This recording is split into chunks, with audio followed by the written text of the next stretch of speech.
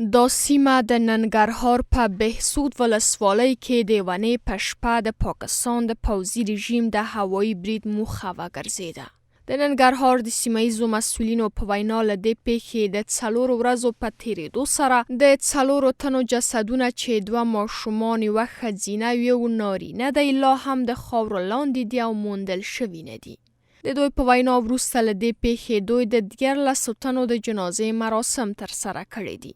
پاکستان دغه اجر پوځ چې څه وکړل او دغه غریبې کورنۍ 12 کسان شهیدان شو، 13 کسانو جنازه وشو او 4 کسانو جسدونه تر اوسه پورې نادرکه دي او دغه ظالمانه کړنې ټول موږ غندو. دې کې 12 کسان شهیدان شو او 4 کسان بیخي نادرکه شو، غوښې معلومې نه شوې. بس 14 کسانو قبرونه جوړ کړل نادرکه شو. د شهیدانو د کورنۍ غړي هم وایي د پاکستان پوځي رژیم د سترګو په پټولو سره د دوی هیلې له منځه وړي او د دوی د لسګونو کلونو هڅې او زیارونه له خاورې سره یو شان کړي دي. ته به لرګي اخیستل، دا د غز لرګي، د بلټس لرګي، د توت لرګي، دا به وړل هلته به کابل کیمپ کې خرڅول. بیچارهګانو خپل زحمت یې ایسته، خپل کاروبار یې کوه.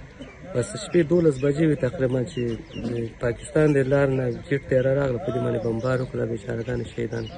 د قربانیانو یو شمېر نور خپلوان ټینګار کوي چې د شهیدانو کورنۍ له هېڅ یوې ډلې سره اړیکه نه درلوده او د اسلامي امارت لخوا د غچ اخیستونکي ګام غوښتونکي دي. پاکستان چې دی هسې یو ځان ته دغه برابرۍ کاندي، دلته ټي ټي پي دا مې د ماماګانو کور دی، ډاسونه او خواران به پکې هندواړې چلولې، پوه شوه. دا بل هغه به دلته دغه کول، د خپل کور سیستم یې برابر کړی او بوټي به یې وپکول.